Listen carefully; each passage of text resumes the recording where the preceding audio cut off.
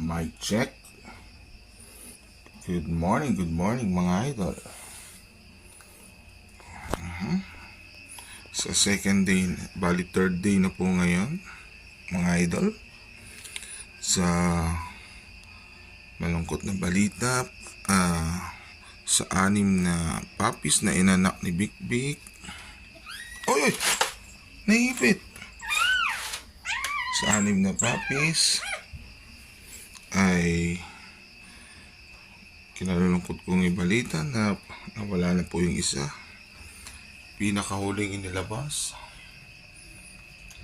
Nakakalungkot. Kaya sa 6, 5 na lang po natitira. Ito po yung mga puppies niya. Yan.